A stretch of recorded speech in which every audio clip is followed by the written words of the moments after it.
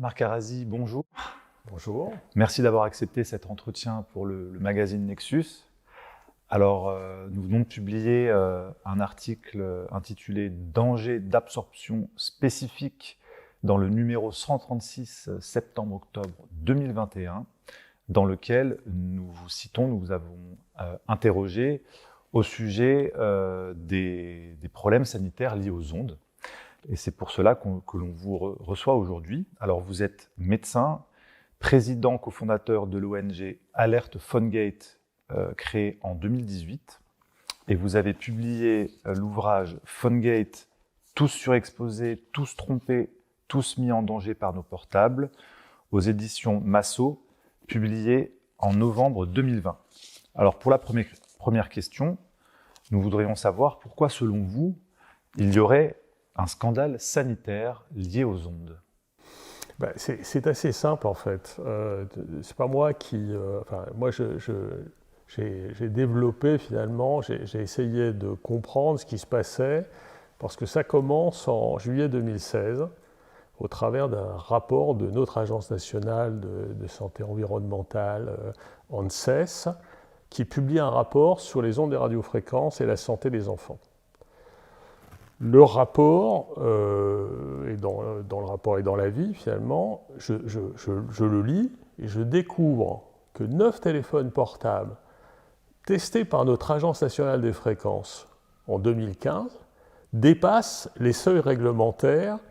Alors, on va parler du DAS, parce que j'en profite pour dire que j'ai beaucoup aimé le titre d'Édouard Ballot, parce qu'il a transformé débit d'absorption spécifique en danger d'absorption spécifique, et je crois vraiment pouvoir dire que c'est un des meilleurs titres qui a été donné justement à ce scandale.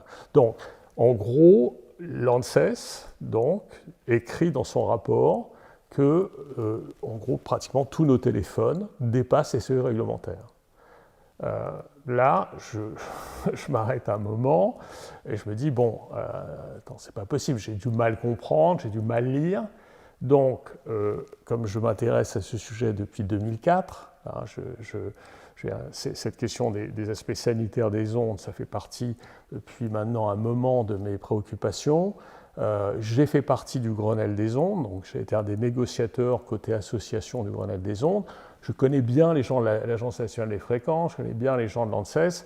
Donc qu'est-ce que je vais faire? Naturellement, je veux comprendre, j'appelle les uns les autres et je leur dis, mais attendez, est-ce que je pourrais, moi, avoir les résultats de ces tests? Bon. Et là, le scandale commence. C'est-à-dire que tout d'un coup, je comprends que ce sera extrêmement difficile d'avoir ces rapports. L'ANFR me dit que finalement, elle ne va pas me les donner. Alors je fais court et on rentre, vous voyez ce que je veux dire, dans une démarche qui était finalement de personne n'en ayant parlé, aucun média n'ayant relevé cette information pourtant majeure, qui est de dire que pratiquement tous nos téléphones dépassaient les seuils réglementaires. Je vais rentrer finalement un peu en résistance.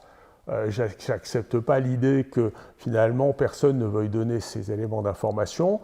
Et je raconte dans le livre finalement comment il a fallu un travail absolument de bénédictin pour forcer juridiquement l'Agence nationale des fréquences à publier les données. Et tout d'un coup, finalement, qu'est-ce qu'on découvre? Que, en gros, l'Agence nationale, depuis 2012, s'inquiète de la façon dont on utilise nos téléphones portables.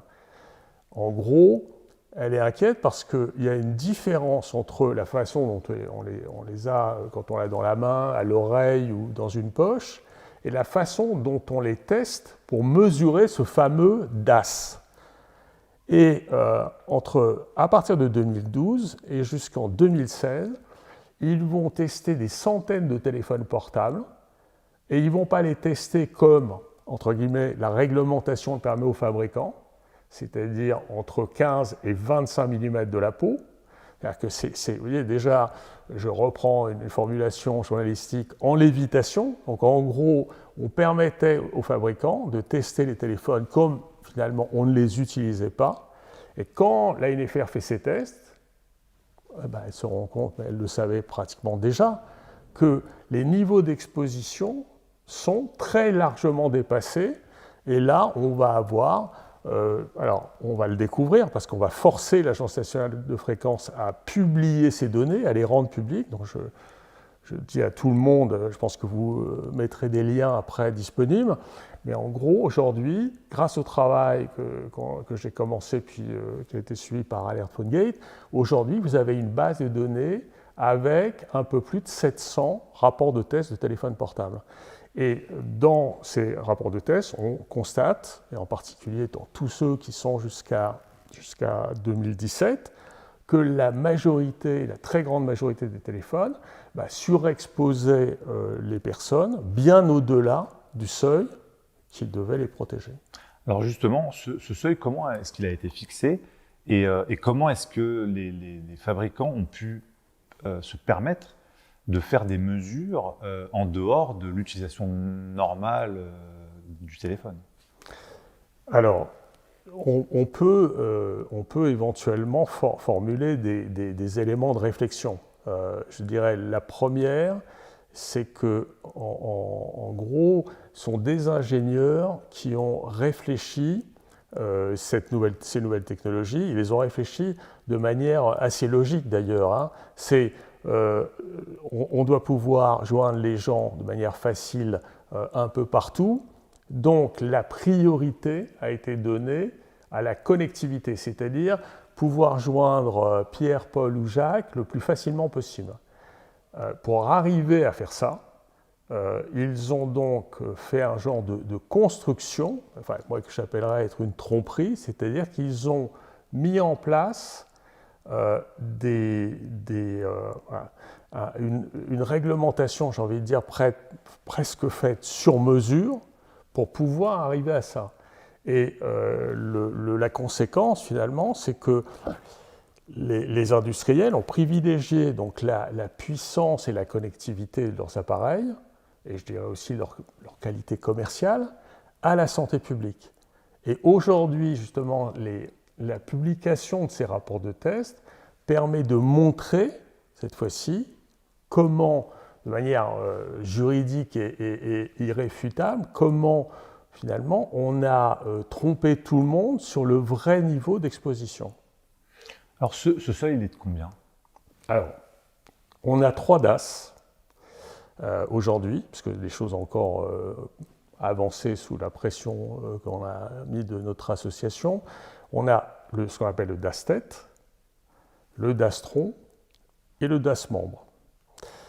Jusqu'à tout récemment, il n'y avait pas de communication sur le DAS membre. Donc, en gros, n'existait, je dirais, on va faire simple, que le DAS tête. Le niveau du DAS tête, hein, qui est le niveau d'énergie qui est transmis par le téléphone portable au niveau donc, de la tête, est de 2 watts par kilo. Il ne doit pas dépasser 2 watts par kilo. C'est la même chose pour le tronc. Alors, le tronc, c'est la partie qu'on connaît. Et puis les membres, vous avez les jambes par exemple, ou la main. Donc quand vous avez votre téléphone portable dans votre pantalon, c'est la partie DAS membre qui est sollicitée. Voilà. Et pour le DAS membre, on est à 4 watts par kilo. Donc ça, ce sont des seuils réglementaires européens. Mais si on prend par exemple aux États-Unis, vous avez d'ores et déjà des seuils beaucoup plus faibles, puisque le DAS tête et tronc aux États-Unis est de 1,6 watts par kilo. Alors, qu'est-ce que ça veut dire 1 watt par kilo?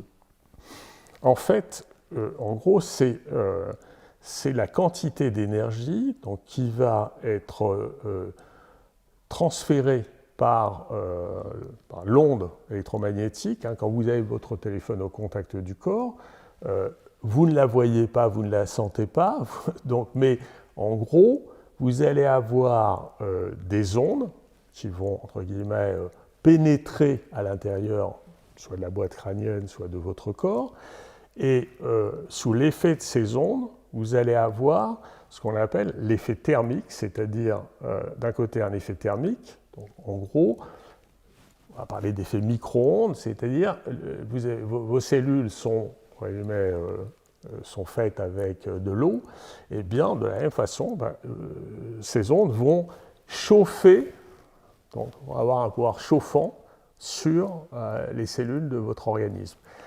Et de la même façon, vous avez ce qu'on appelle des effets non thermiques, donc ils ne sont pas des effets liés à l'effet justement micro-ondes, ce n'est pas l'effet chauffant.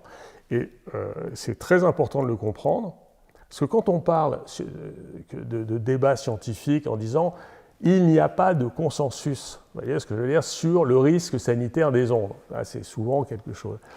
Alors, on va faire simple, en gros, vous avez compris, effet thermique, il y a un consensus scientifique sur le fait que il y a un risque sanitaire. On parle, je reprends les propos même de l'ANSES, des effets sanitaires connus et avérés.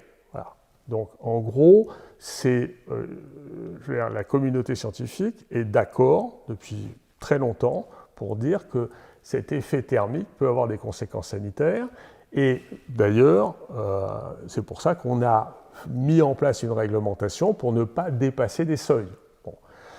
Donc ce fameux principe de dire il n'y a pas de consensus scientifique est lui aussi à remettre en perspective. Parce qu'en gros, il y a un consensus scientifique pour les effets thermiques, et sur les effets dits non thermiques, là, aujourd'hui, il y a débat, mais je dirais, là aussi, à gros traits, je dirais aujourd'hui, la quantité d'études scientifiques que nous avons va plutôt dans le sens de la reconnaissance des effets non thermiques. Donc on est dans une situation finalement où globalement cette question sanitaire liée aux effets des ondes doit être prise très au sérieux. Qu'est-ce qu'on entend par effet non thermique sur le corps ? C'est-à-dire que là, en l'occurrence, on le compare à ce qu'on appelle aux effets thermiques. Mais en gros, ça va être par exemple des effets. Alors les effets thermiques et les effets non thermiques peuvent entraîner des génotoxicités, par exemple. Mais c'est vrai qu'on évoque plutôt ces questions pour les effets non thermiques. Quand on parle de génotoxicité, on parle effectivement de risques à moyen et long terme, hein, puisque quand les usages du téléphone, on les utilise tous les jours, on les utilise pendant des années et des années. Eh bien, la question aujourd'hui, c'est de savoir si cet usage sur le très long terme, par exemple, va avoir la possibilité de créer des conséquences d'apparition de tumeurs, alors tumeurs du cerveau, tumeurs d'autres organes du corps, mais c'est un vrai enjeu aujourd'hui. Et ce débat scientifique existe. De la même façon qu'il existe sur d'autres sujets, en particulier, par exemple, quand on évoquera d'autres aspects sanitaires, sur les questions liées, par exemple, à la fertilité masculine et féminine. Alors. Comment ça se fait que les fabricants qui produisent ces tests pour certifier qu'ils sont bien en dessous de ces seuils, comment ça se fait que la réglementation leur permet de pouvoir faire ces mesures, comme vous disiez, à 15 mm de la peau, alors que personne n'utilise son téléphone à 15 mm, mais collé à l'oreille, ou alors dans une poche, au niveau du buste, ou au niveau des jambes. Alors, il faut reprendre un peu la genèse. En gros, la technologie de la téléphonie a beaucoup évolué, et elle continue à évoluer avec l'arrivée de la 5G, mais en gros, dès le départ, ce qui s'est passé, c'est que c'est constitué au travers d'une organisation indépendante qui s'appelle l'ICNIRP, qui est une organisation qui est basée à Berlin, en Allemagne, et qui finalement, dans lequel il y a quelques scientifiques qui se sont tous cooptés les uns les autres, où on a une montagne de conflits d'intérêts. D'ailleurs, des députés européens tout récemment ont sorti un rapport sur l'immense état des conflits d'intérêts au sein de cette organisation, dite indépendante, qui s'est, entre guillemets, rapproché dans des conditions très très peu transparentes de l'Organisation mondiale de la santé, de l'OMS, et qui a, entre guillemets, fait un genre de prêt-à-porter ou prêt-à-penser de ce que devait être la réglementation. Et j'ai envie de dire, pour faire simple, on peut penser aujourd'hui, on peut dire que les industriels, qui sont à l'origine finalement, ont imposé une réglementation internationale qui a permis de surexposer et de mettre en danger tout le monde. Donc en gros, les industriels porte une part de responsabilité absolument gigantesque dans parce que quand je dis ça, ça veut dire, en gros, ils avaient parfaitement conscience au moment où ils permettaient à l'ICNIRP, entre guillemets, de venir faire cette pseudo-science, que cette réglementation allait clairement surexposer tout le monde. Bon. Et quand on disait ça, vous voyez ce que je veux dire, à l'époque, parce que c'est pas moi qui disais ça, ça se disait même avant, vous voyez ce que je veux dire, que je découvre ce rapport de l'ANSES. Et qu'est-ce qui a changé entre ce moment-là et maintenant? C'est qu'aujourd'hui, on a, grâce au travail que nous avons fait, la preuve de cette surexposition. Vous voyez la différence, ce n'est pas de dire il y a un scandale, etc. On peut effectivement imaginer qu'il y avait ce scandale et beaucoup de gens l'ont dénoncé. Fallait-il encore apporter des preuves matérielles qui montraient comment justement les industriels, avec l'aide implicite de l'ICNIRP, ont permis cette surexposition. Et aujourd'hui, je pense qu'on a bien documenté ce que j'ai. Alors c'est technique, alors il y a beaucoup d'éléments, il n'y a pas que la fameuse distance. Vous avez plein d'autres indicateurs qui ont permis justement de surexposer. Alors, parfois plus les Européens que les Américains. Je donnais l'exemple de la quantité de tissu aujourd'hui. L'Europe, on mesure sur 10 grammes de tissu. Donc en gros, sur la quantité, c'est 10 grammes. Aux États-Unis, c'est 1 gramme. Le simple fait, par exemple, d'utiliser 10 grammes en Europe fait qu'un Américain est 3 fois moins exposé qu'un Européen, ou que donc un Européen est 3 fois plus exposé qu'un Américain. Autre fantaisie, par exemple, vous avez le temps d'exposition. Parce que le test se fait dans des conditions où, donc vous avez compris, on utilise des indicateurs entre 15 et 25 mm. On utilisait, parce que fort heureusement on a obtenu des changements, et je pense qu'on y viendra. Et donc on a, par exemple, le temps d'exposition. Aux États-Unis, c'était 30 minutes, en Europe, c'était 6. Bon. Et tous ces éléments combinés les uns aux autres font que, bien évidemment, là où, si on faisait un comparatif, on n'est plus au maximum de 2. Certains téléphones, si on mettait tous ces facteurs bout à bout, on serait 10 fois, 20 fois, 30 fois supérieur au niveau à ne pas dépasser. Donc, si vous voulez, c'est ça la démonstration. C'est-à-dire que le fait d'utiliser des indicateurs grossiers, trompeurs, pour protéger la santé des gens, a permis finalement d'avoir un niveau d'exposition de contact bien supérieur à ce qui aurait pu ou dû être mis en place. Est-ce que vous basez sur l'étude de la NFR, qui a fait des expériences depuis 2012, pour dire qu'on a des preuves de ces problèmes sanitaires, ou est-ce qu'il y a d'autres études sur lesquelles vous vous appuyez? Alors, pour vraiment ce niveau de compréhension de l'exposition, principalement les rapports de la NFR. Bon, rapports d'ailleurs qui sont encore tout à fait incomplets, parce que en gros, aussi, je raconte toute cette bataille juridique dans le livre, mais en gros, ça s'est fait progressivement, parce qu'au départ, nous, ce qu'on voulait, c'était la liste de tous les téléphones portables et de tous les constructeurs. Donc, parce que ce qui avait été donné à l'ANSES, c'était juste des éléments, je dirais, globaux. On ne savait pas quels étaient les constructeurs concernés. Donc, dans un premier temps, la NFR a publié une simple liste de téléphones portables et de DAS. Bon. Mais ce n'est pas ça qu'on voulait. Nous, ce qu'on voulait, c'était les rapports de test. C'est-à-dire des rapports. Un rapport de test de laboratoire agréé, c'est entre 35 et 50 pages. Il y a donc des milliers de data. Et il a fallu se battre pour obtenir la publication. Alors maintenant, on a les rapports de test des fabricants. Mais qu'est-ce qu'a fait la NFR ? C'est dingue de dire ça. C'est-à-dire qu'elle a remis en forme tous les rapports de test entre 2012 et 2016, et on n'a pas pu obtenir les rapports de test originaux et intégraux. Et on est là, même devant le Conseil d'État, parce qu'on a été jusque devant le Conseil d'État, eh bien, on ne les a pas obtenus. Le Conseil d'État n'a même pas voulu examiner notre demande.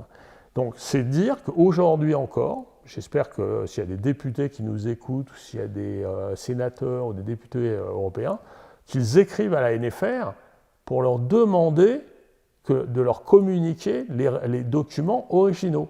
Parce qu'on n'a pas pu encore aujourd'hui, vous voyez, 5 ans après le début de nos actions, on n'a toujours pas ces documents originaux et intégraux. La NFR fait de la rétention d'infos.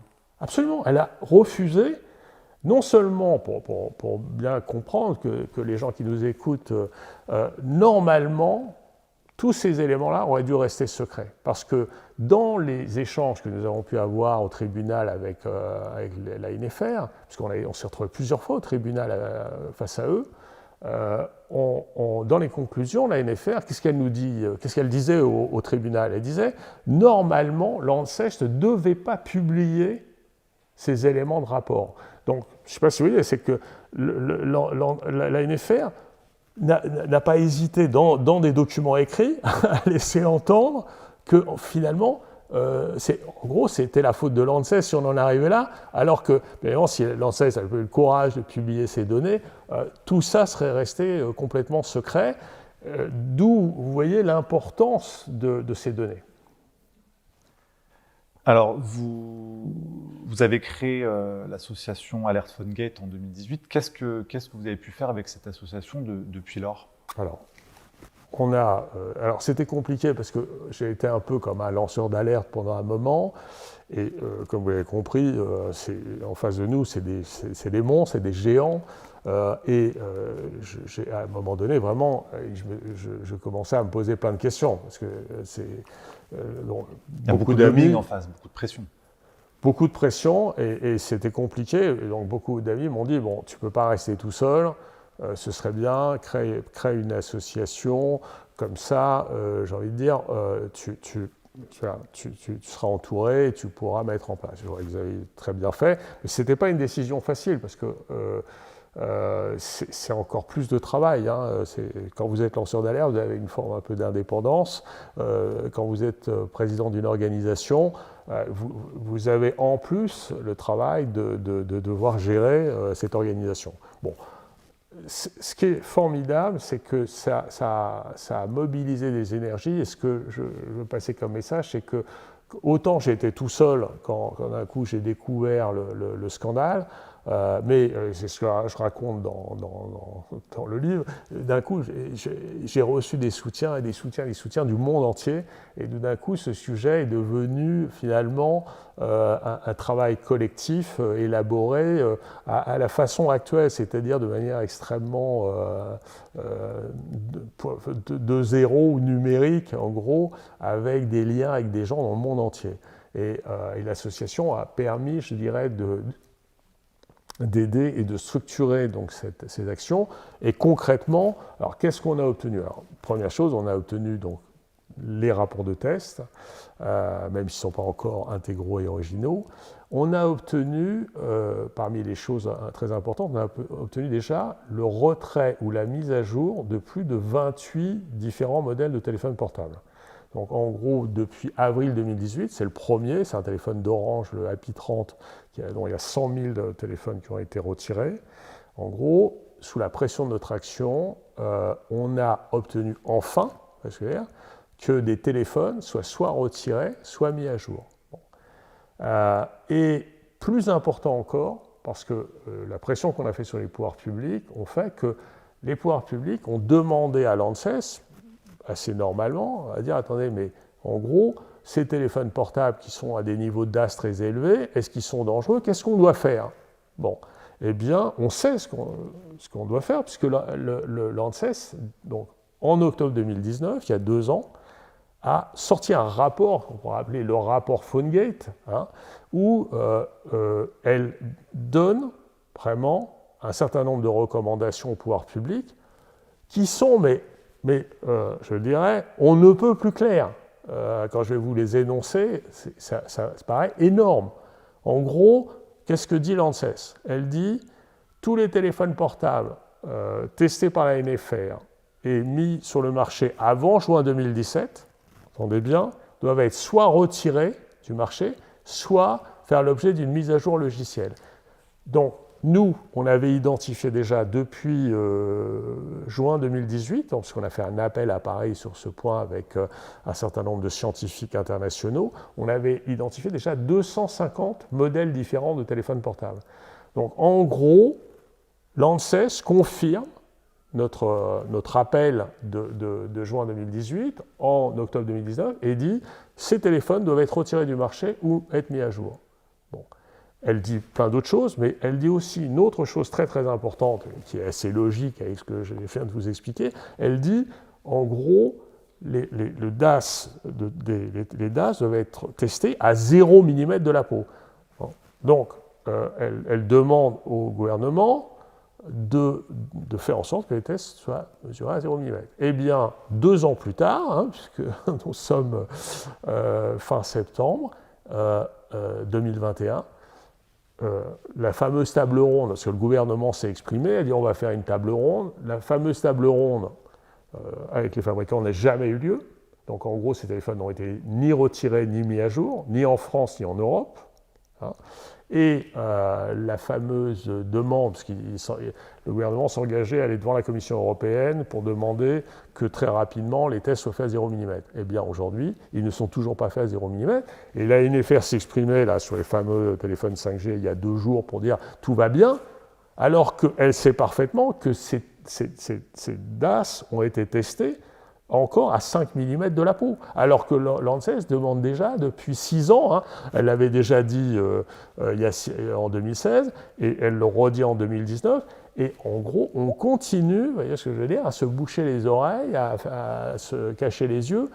Les pouvoirs publics ont une immense responsabilité, ce gouvernement a une immense responsabilité, puisqu'en gros, c'est lui qui devra assumer la responsabilité de n'avoir rien fait sur, entre guillemets, les mesures qui auraient permis effectivement de protéger la population des effets des ondes. Pour bien comprendre, il n'y a eu aucune modification de la réglementation pour la mesure des DAS. Alors si, là je parlais du DAS Tron et des 0 mm. Bon. Non, il n'y a pas eu tout à fait rien.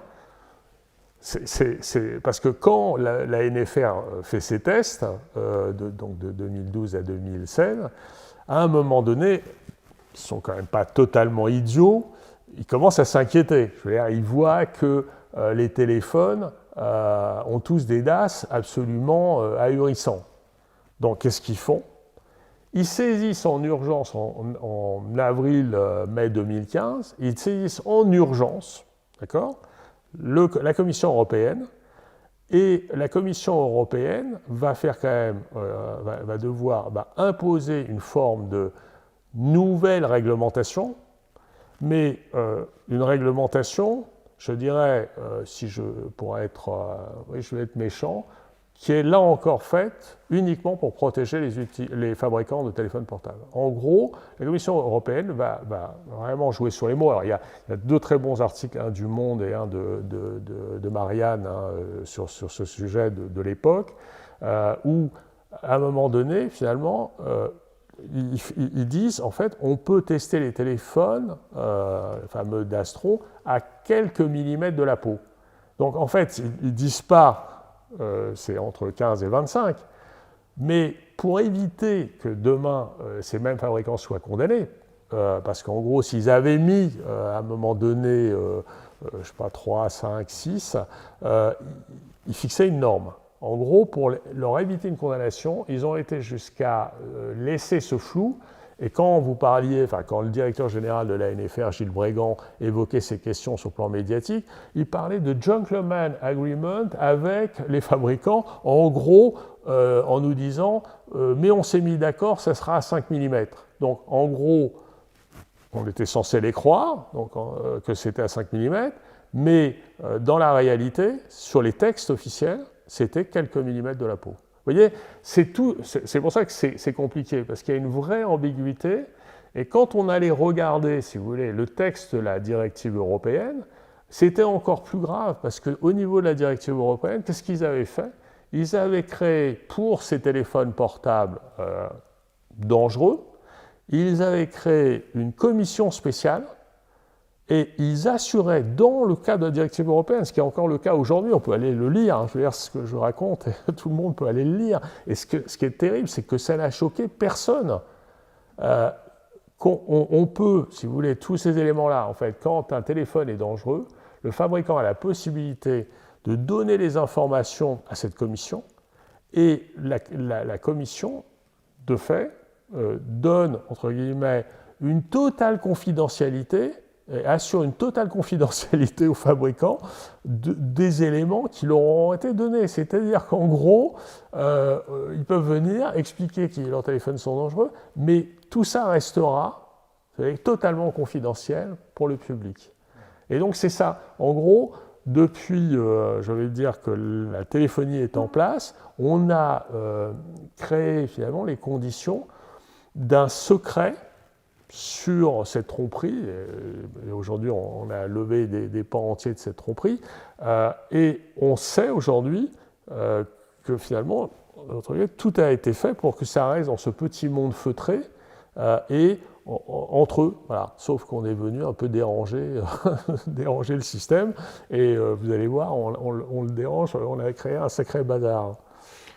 Est-ce qu'avec la 5G, les choses changent, d'après vous, en mieux, ou est-ce qu'elles s'aggravent? Alors, la 5G, c'est ni plus ni moins que la continuité de la tromperie, de la 4G, de la 3G, de la 2G et de la 1G.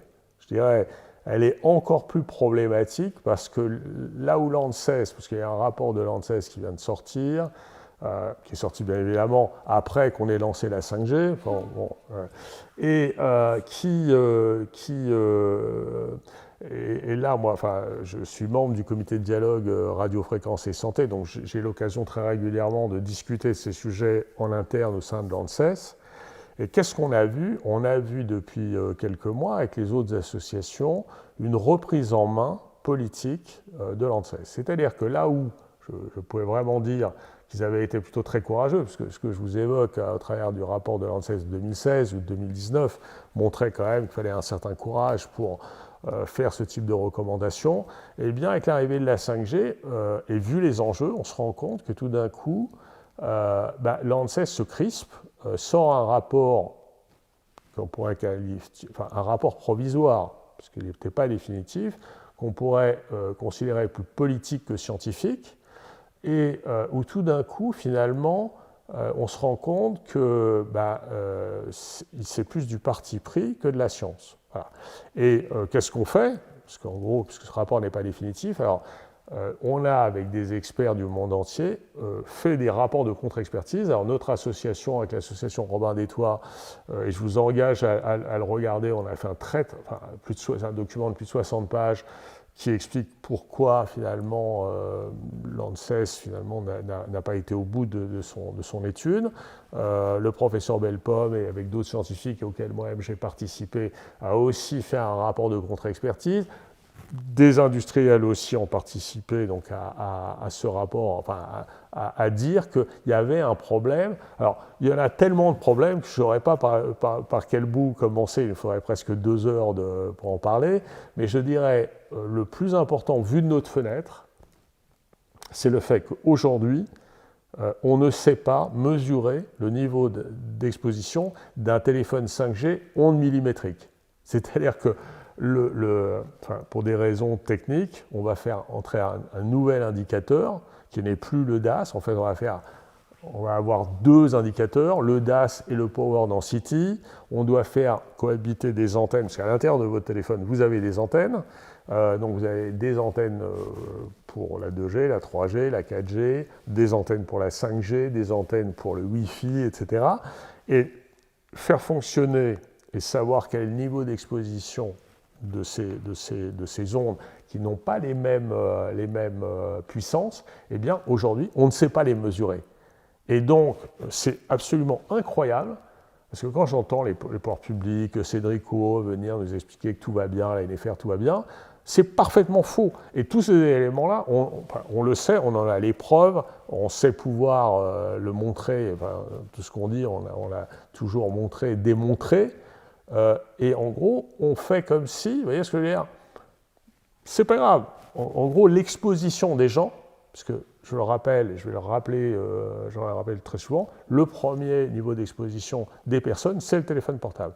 Et il semble bien que personne n'ait vraiment rien à faire de la santé des gens, donc on peut faire ce qu'on veut. Ce qui est important, c'est que, en gros, les gens aient leur téléphone portable et qu'ils le gardent sur eux le plus longtemps possible, donc on marche sur la tête. C'est-à-dire que plus ça va, moins ça va. C'est-à-dire que par rapport à votre question, vous avez compris que la 5G, ça va encore augmenter le niveau d'exposition des gens, mais on ne saurait même pas vous dire aujourd'hui quel serait le niveau, parce que personne ne sait quelles conséquences d'exposition ça a. Je ne sais pas si vous voyez bien dans quel bourbier, en termes de normes, hein, on est.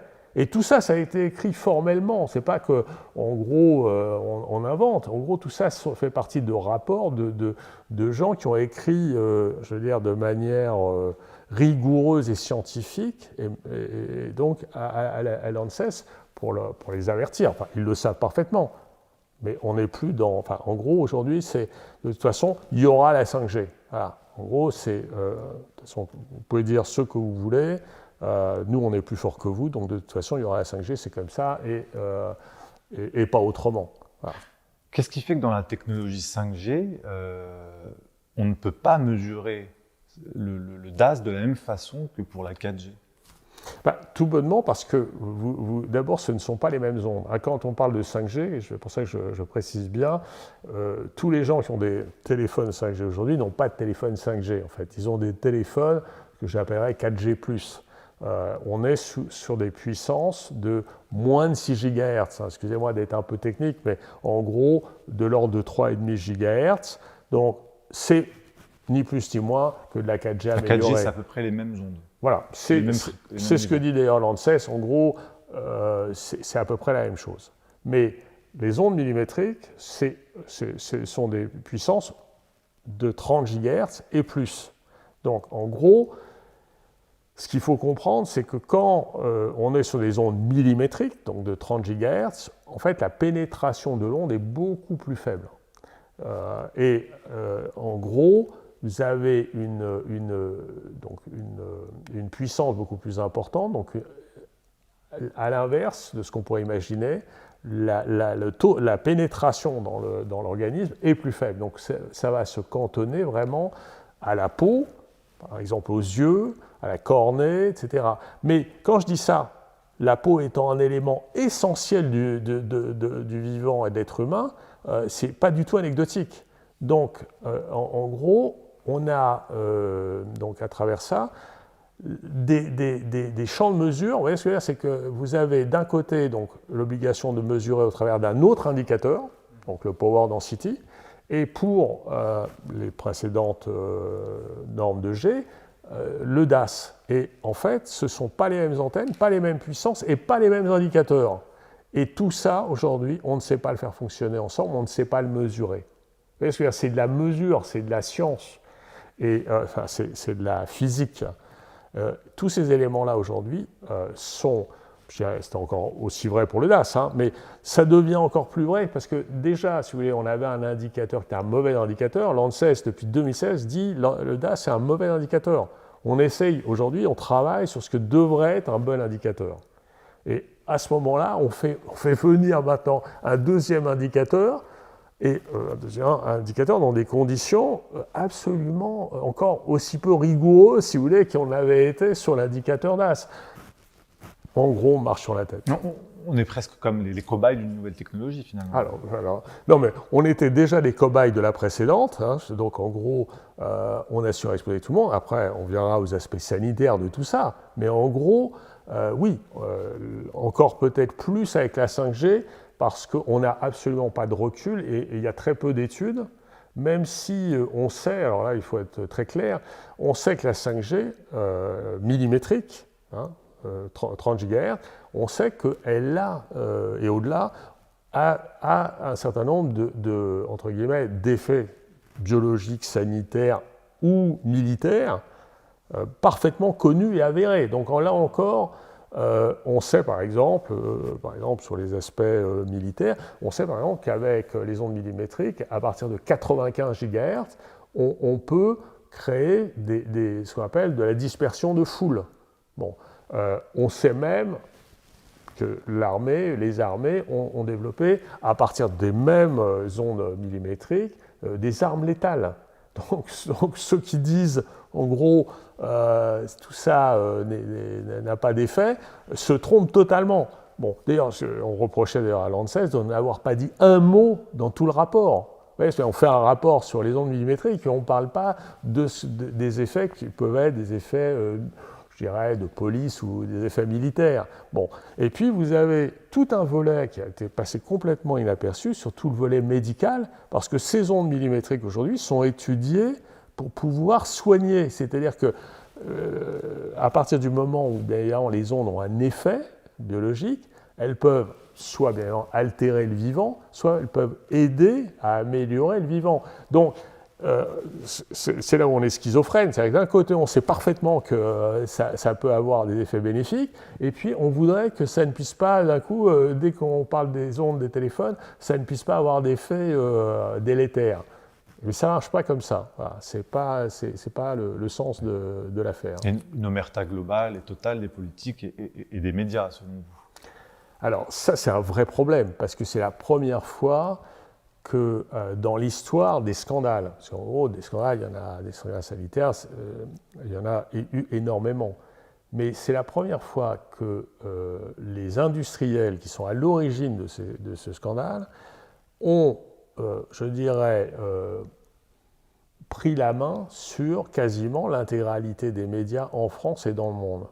Et là, d'une certaine façon, et merci de me recevoir, parce que Nexus étant un média indépendant, sans publicité, je pense que c'est plus difficile de faire pression sur vous. Et comme vous voyez, mon propos, il est pas léger. Parce que les accusations qu'on porte dans le livre ou là sont importantes.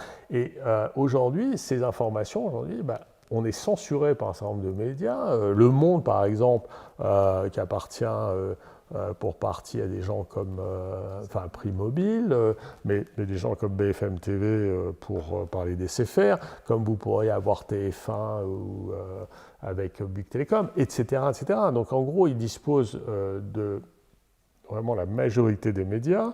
Je prends un autre exemple, parce que comme ça sera plus parlant, même Google fait des téléphones portables.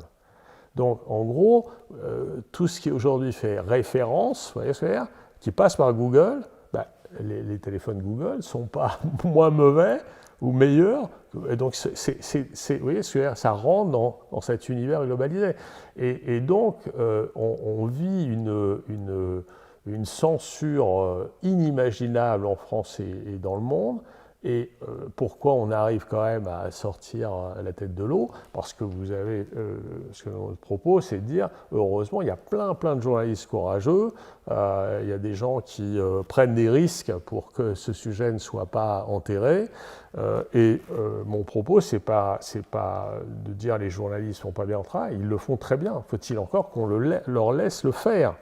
Et moi, ce que j'ai vu, c'est que même, par exemple, je donnais cet exemple qu'on a apporté tout à l'heure, mais même quelqu'un comme Élise Lucet a dû reculer, et je raconte ça dans le livre, comment elle a dû faire reculer, parce qu'à un moment donné, face à Delphine Ernotte, qui est la présidente de France Télévisions et l'ancienne numéro 2 d'Orange, je veux dire, on peut imaginer que la pression était trop forte, et l'envoyé spécial qui était prévu, finalement, n'a pas eu lieu. Avec vous? Avec nous. Sur le sujet? Sur le PhoneGate. Et puis, il a été transformé, là aussi, grâce à des, entre guillemets, des journalistes qui ont eu le courage de porter ça. Et puis, en novembre l'année dernière, il y a eu un complément d'enquête qui a été fait, qui était un très bon documentaire fait par un journaliste, Nicolas Vescoacci, et que j'engage tout le monde à aller regarder. Bon, donc, vous voyez, c'est simplement qu'entre-temps, il s'est passé pratiquement 3 ans. 3 ans très importants, parce que tout ça ne se fait pas à somme nulle. C'est la santé des gens. Il y a des millions de victimes, on va y venir, sur les aspects sanitaires. Et donc, plus on perd de temps, plus on ne fait pas passer les messages de prévention qui sont nécessaires, plus finalement, eh bien, tous les jours, des centaines de millions de gens se surexposent à leur téléphone portable. Quand vous dites qu'il y a 10 millions de victimes, vous sous-entendez quoi? Alors, on va prendre des exemples concrets, parce que je crois que c'est important déjà d'enlever un certain nombre de désinformations. Bon, souvent, on a entendu dire il y a eu beaucoup de millions de téléphones portables en France, et en gros, il n'y a pas eu d'augmentation des cancers du cerveau. C'est une information qu'on a très largement entendue. D'ailleurs, j'étais très furieux contre le docteur Michel Simès, qui sur RTL il y a quelques mois, en décembre dernier, mais c'est pas vieux, disait il n'y a pas d'augmentation des cancers du cerveau. Bon, c'est parfaitement faux. Voilà. Et c'est ça qui est fou. C'est-à-dire qu'en gros, il semblerait que l'information scientifique, tout le monde s'en moque et préfère donner finalement des fake news. Donc je vais redire pour les personnes qui regardent Nexus, la chaîne de Nexus, il y a, et c'est triste à dire, donc sur les 30 dernières années, les statistiques de Santé publique France, je crois que maintenant tout le monde sait ce qu'est Santé publique France, avec le Covid, en gros, en 30 ans, on a eu une multiplication par 4 et plus des cancers les plus graves du cerveau, ça s'appelle les glioblastomes, bon, et ceux dans toutes les classes d'âge. C'est-à-dire que donc, sur les 30 dernières années, on a une multiplication par 4 et plus. Et pour que vos auditeurs voient les chiffres, en gros, ça représente sur 20 ans, on a pris là que 20 ans, c'est 50 000 morts. Voilà. Donc, rien qu'en France. Et 50 000 morts, et quand on parle de glioblastome, et c'est un vrai souci, ce sont des gens qui n'ont pas pu, enfin, qui sont incurables, on n'a pas de traitement, et qui vont, entre guillemets, qui ont une moyenne de durée de vie de quelques mois.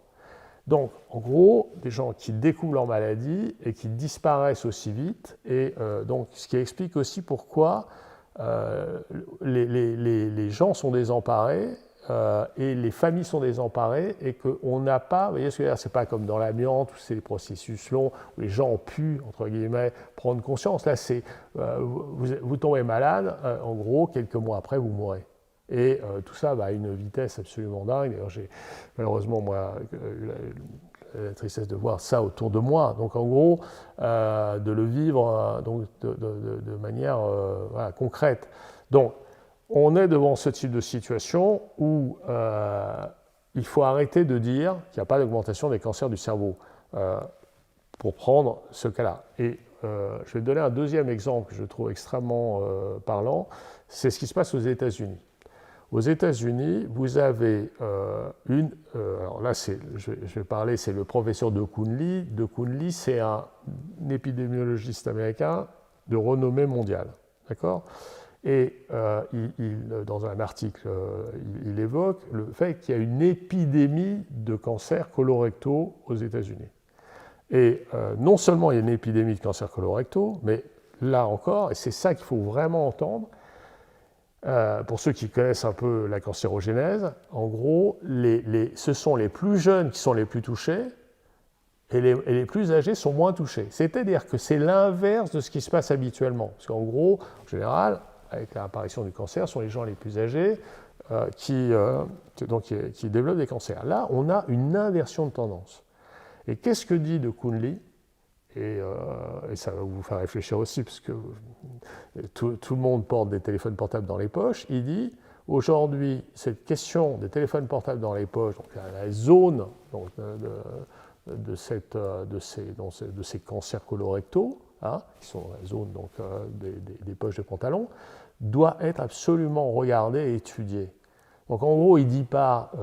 il ne fait pas le lien direct, lui, entre les ondes des téléphones portables dans les poches et les cancers colorectaux, mais il dit, ce qui est quand même le minimum, mais il faut que tout le monde étudie ce sujet pour qu'on sache effectivement quelle est la part de responsabilité des ondes.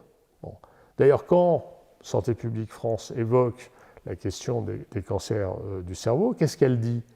Parce que souvent on dit, mais est-ce que le Santé publique France évoque dans les risques potentiels les ondes? Eh bien oui, elle évoque dans son rapport de 2019 le fait que les ondes, elle évoque les pesticides dans les causes extrinsèques, et elle évoque aussi les ondes, la cancérogénicité des ondes, des radiofréquences.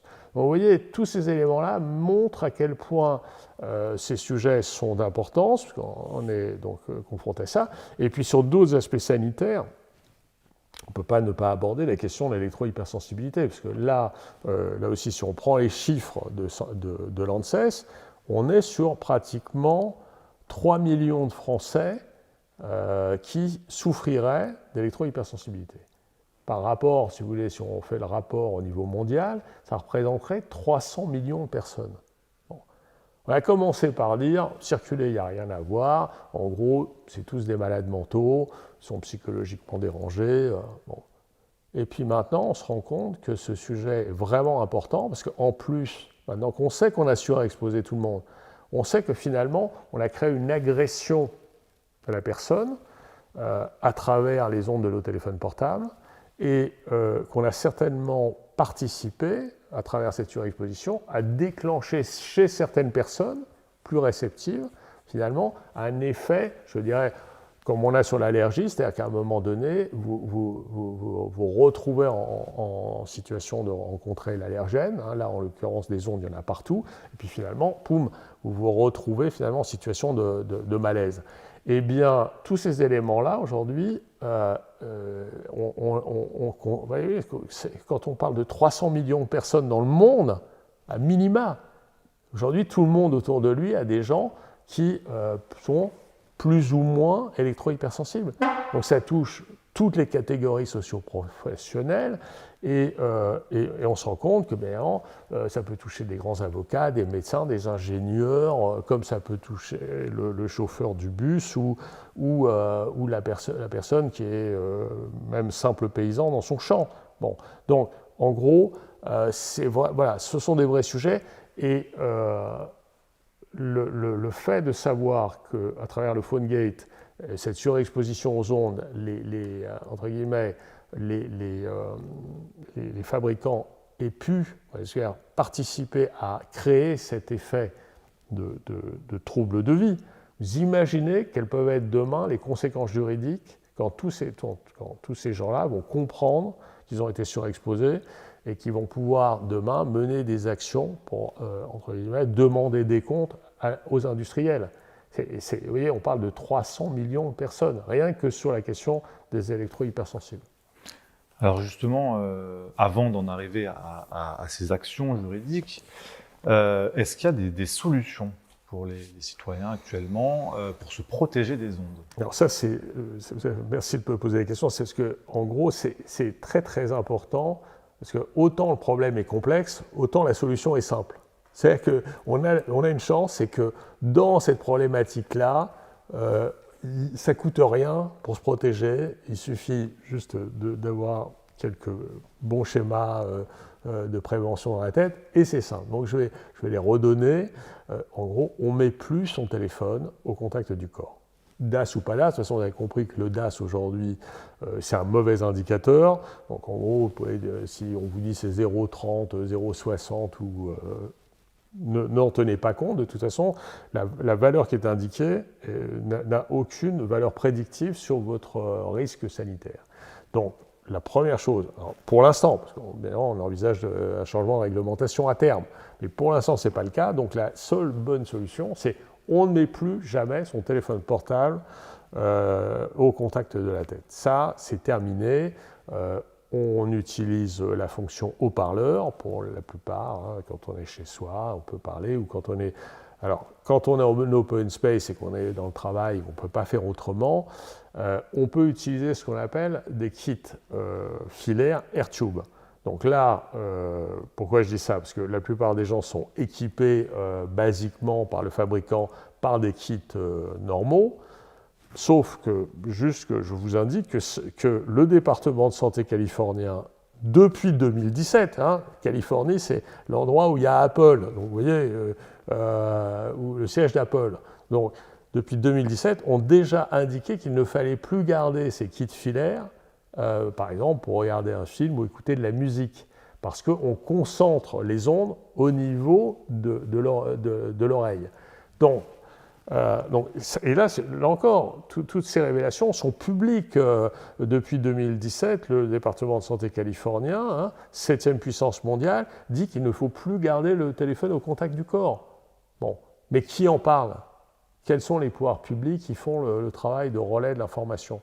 Donc, en gros, on utilise un kit, ce qu'on appelle AirTube. Pourquoi? Parce que dans votre cordon, il va y avoir de l'air. L'air n'étant pas conducteur de l'onde, vous n'aurez pas de concentration d'onde au niveau de l'oreille. Où est-ce qu'on peut se procurer ce genre d'écouteurs? On en parle beaucoup, c'est vrai que depuis, ils sont en rupture de stock. Alors, je ne sais pas, parce qu'on m'envoie des messages régulièrement en me disant on n'en trouve plus, on n'en trouve que sur Internet, c'est incroyable. Personne entre guillemets, si vous allez dans un distributeur, personne ne sait ce que c'est. En gros, on vous donne des kits qui sont des mauvais kits, en gros, qui sont des kits dangereux. Donc on donne un téléphone dangereux, on donne un kit dangereux. Des organismes de santé publique le disent, l'écrivent ouvertement, mais on continue quand même. Voyez. Alors, ça, et puis deuxième chose, on ne met plus jamais son téléphone dans une poche, on le met, on le pose, on le met dans un sac, on le met dans une poche extérieure. Alors, on parle de quelques millimètres, c'est vraiment de l'ordre de, dès qu'on est à 2-3 cm, on est sur des niveaux extrêmement faibles. Bon, mais le problème, c'est que la plupart des gens les ont tout le temps en contact, toute la journée, on le laisse dans la poche pendant des heures, et là encore, sans avoir conscience qu'il est aussi actif que quand vous l'avez à votre oreille. Donc le problème, c'est que les gens se disent, c'est pas grave, mon téléphone est dans la poche, je ne suis pas en train de téléphoner. Eh bien, c'est pas vrai. Le problème, c'est qu'il va vous exposer parce que vous ne le savez pas, mais toutes les millisecondes, il va se rapprocher de l'antenne pour que vous puissiez être joignable, il va recevoir vos textos, vos mails, vos données, il va télécharger je ne sais pas quoi. Enfin, en gros, il va en permanence être en situation d'actif. Et là où vous pensez qu'il est passif, eh bien non, il est actif et il va vous exposer. Et c'est un vrai problème. Donc on ne le garde plus au contact du corps, on le met, chaque fois qu'on peut, on le met à distance. Voilà. Et je dirais que si on fait ça, je précisais aussi qu'on ne le met pas dans le soutien-gorge pour les jeunes filles, parce que ça c'est encore pire, parce que c'est une mode des États-Unis qui est venue, les femmes en soirée, tout ça, le mettre dans le soutien-gorge. Alors ça, c'est à prohiber totalement. Voilà. Donc en gros, si on fait ça, je veux dire, on est sûr de se protéger. Alors, on ne dort pas sous l'oreiller avec pour les jeunes, parce que c'est vrai que les jeunes aussi, ceux qui sont totalement hermétiques à nos messages, c'est d'autant plus problématique que l'addiction prend le pas sur la question de santé. Et je sais que les parents ont déjà du mal avec la question d'addiction, parce qu'avec la question santé en plus, ça va être un vrai problème. D'où l'importance, puisqu'on a vu que les pouvoirs publics étaient capables de faire des campagnes pour le Covid sur les questions de distanciation. J'espère que par exemple ce qu'on dit là donnera aussi envie aux pouvoirs publics à un moment donné de prendre leur part de responsabilité, de donner des messages, non pas des faux messages de sécurité comme je vois là, des gens comme Cédric O, ministre, qui entre guillemets, je le considère plus comme un porte-voix des industriels que comme un ministre de notre République. J'attends vraiment là, des pouvoirs publics une vraie prise en compte de ces enjeux sanitaires, auquel cas, de toute façon, ils devront rendre des comptes. On voit tous les jours des gens qui doivent rendre des comptes et des politiques, et moi je fais partie des gens qui pensent qu'il faut que les politiques rendent des comptes. Parce que quand j'entends dans les débats juridiques dire bon, je ne sais pas s'il faut qu'un tel et un tel, moi je vous dis, nous on a informé un certain nombre de ministres comme M. Véran, M. Hulot, Mme Agnès Buzyn qu'il y avait un problème de santé majeur. Et ces gens-là devront un jour rendre des comptes, comme devant d'autres scandales, pour dire, attendez, vous saviez pourquoi vous n'avez pas agi. Parce que sinon, c'est la porte ouverte à dire, en gros, tout le monde peut faire tout et n'importe quoi. Et je pense que les politiques sont peut-être même les premiers, une fois qu'ils sont informés, parce qu'ils ne peuvent pas dire on n'est pas informé. Quand l'ANSES dit qu'il faut retirer tous les téléphones portables mis sur le marché avant juin 2017, je pense que c'est assez clair. Je veux dire que si ce n'est pas clair, je ne sais pas ce qui peut être clair. Vous voyez ce que je veux dire ? Donc c'est une lourde responsabilité. Ils l'assumeront. Parce que d'une certaine façon, alors, il y a d'ores et déjà un lourd volet juridique qui s'est mis en place. Est-ce qu'il y a des marques de téléphone qui sont plus économes dans le DAS, c'est-à-dire un DAS plus faible que d'autres? Alors, il y a des marques qui ont essayé de surfer sur cette idée. Je vais prendre par exemple le cas de Samsung. Moi, j'avais un téléphone Samsung. J'ai changé depuis, mais en gros, quand j'ai choisi mon téléphone, j'ai choisi un téléphone avec un DAS bas, ça paraît assez logique. Il était de 0,35. Bon, c'est un bon DAS. Mais en fait, quand le DAS est sorti, le DAS réel de la NFR, là, le rapport de test, il n'était pas à 0,35, il était à 3,5. Donc, c'est-à-dire 10 fois le seuil annoncé par Samsung. Vous voyez, donc déjà, et bien au-delà de la norme réglementaire. Donc déjà, pour moi qui voulais un téléphone sûr, et si on l'avait remis en norme dite américaine, ce n'était pas 3,5 auquel il était. Je dirais que ce serait situé entre 10 et 20 watts par kilo. Donc entre le 0,35 vous voyez ce que je veux dire, et le DAS réel, en gros, on peut avoir tout et n'importe quoi. Voilà. Donc en gros, et Samsung avait fait sa communication là-dessus. Alors, ce n'est pas lui qu'on a attaqué, parce qu'on a 2 actions pénales en cours contre Xiaomi et Nokia. Parce que c'est encore pire, parce que eux, c'était vraiment... Ils ont instauré des DAS faux, parce que à travers le travail de recherche qu'on a fait avec des bases allemandes de data, etc., on s'est rendu compte que c'était 2 marques qui étaient particulièrement préoccupantes. Et donc on a lancé nos 2 premières actions pénales contre eux, mais de toute façon, actions pénales qui vont de toute façon demain, parce que quand l'affaire sera entre guillemets rendue plus globalement publique, c'est toutes les marques en fait qui seront concernées. Et comme je vous le disais, le volet PhoneGate aux États-Unis, donc il y a des actions déjà collectives aux États-Unis et au Canada aussi contre les constructeurs, parce que le volet PhoneGate c'est contre Apple et Samsung aux États-Unis et au Canada. Donc vous voyez déjà les principales marques sont font l'objet d'actions. Et dernier élément sur les actions juridiques, on a eu une décision historique qui est tombée au mois d'août, mi-août, puisque dans le cadre du volet PhoneGate aux États-Unis, on a obtenu avec nos partenaires américains que le régulateur des télécoms américains, enfin l'équivalent de la NFR qui s'appelle la Federal Communications Commission, la FCC, vient d'être condamné par la justice fédérale américaine à revoir l'intégralité des normes, alors pas que pour les téléphones portables, toute l'intégralité des normes, la base scientifique des normes et des mesures de test.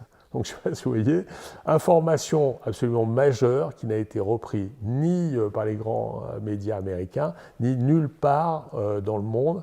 Voilà, Nexus aura presque l'exclusivité d'une information absolument phénoménale.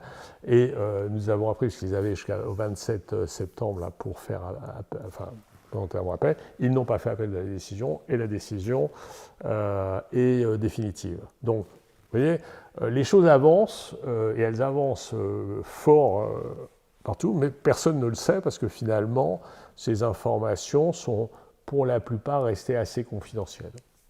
Quelles sont, pour finir, les autres actions futures à venir pour votre association Alert PhoneGate? Je dirais, c'est développer, c'est mettre en puissance tous ces éléments, parce qu'en gros, vous voyez que le chantier est phénoménal, il n'est pas que français.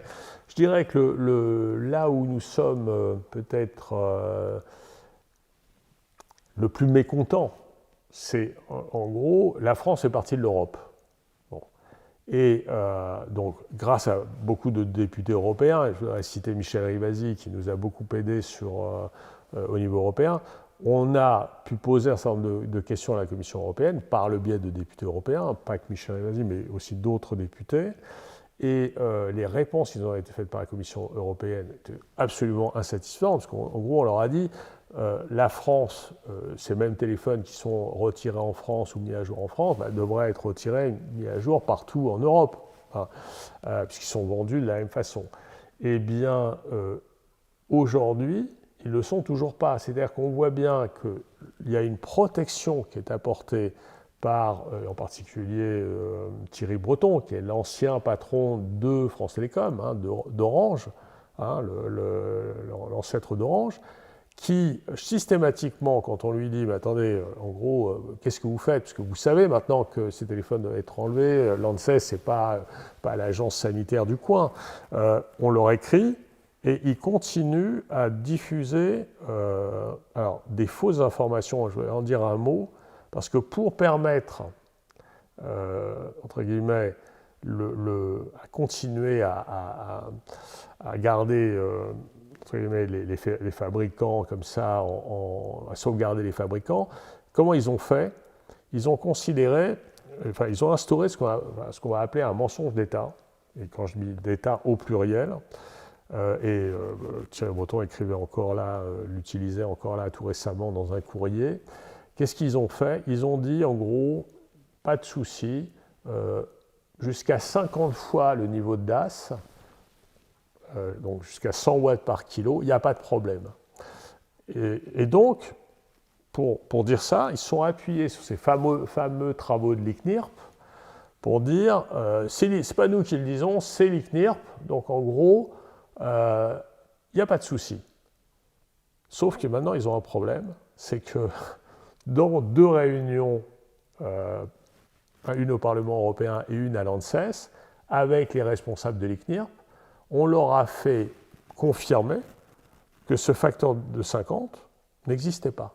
Donc en gros, vous voyez ce que je veux dire, des États, Thierry Breton, la Commission européenne, ont utilisé, ils l'ont même mis dans la directive européenne, c'est écrit noir sur blanc dans la directive européenne, ont utilisé des éléments totalement faux qu'on met dans une réglementation et sur lequel il n'y avait aucune base scientifique.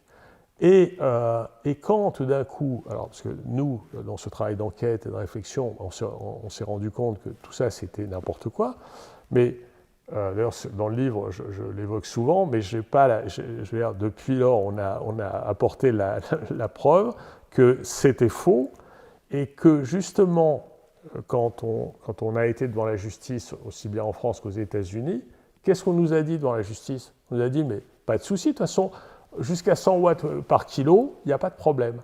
Sauf que ce 100 watts par kilo n'existe pas. Voilà. Et vous voyez, il faut déconstruire non seulement cette réglementation totalement trompeuse, mais il faut aussi changer finalement, parce qu'à force d'avoir répété des mensonges pendant 30 ans, on en a fait quasiment comme si c'était devenu des vérités. C'est-à-dire que vous pouvez répéter un mensonge et à la fin, vous dites, de toute façon, on l'a tellement répété que de toute façon, ça ne peut être que vrai. Eh bien non, tout ce que je vous dis là et tout ce que j'écris a été prouvé, a été, entre guillemets, fait l'objet de multiples éléments de preuve. Et ce qui est dingue, c'est que tout ça, finalement, qui est un château de cartes, ne s'est pas encore écroulé. C'est-à-dire que la puissance de on a l'impression d'un truc fou qui continue sa vie comme ça, tout seul, et dont on pourrait se dire à un moment donné, bon, mais ça s'arrête quand, quoi? Quand est-ce qu'on arrête de tromper les gens? Quand est-ce qu'on arrête de les surexposer? Quand est-ce qu'on arrête de mentir? Alors pour ceux qui voudraient approfondir ce sujet, je rappelle votre ouvrage, Phonegate, tous surexposés, tous trompés, tous mis en danger par nos portables, aux éditions Massot, et l'article dans le magazine Nexus numéro 136, septembre-octobre 2021, disponible en kiosque et en ligne, DAS des téléphones portables, danger d'absorption spécifique. Marc Arazi, merci beaucoup pour cet entretien. Merci à vous. Et je vous dis à bientôt. Merci. Au revoir. Au revoir.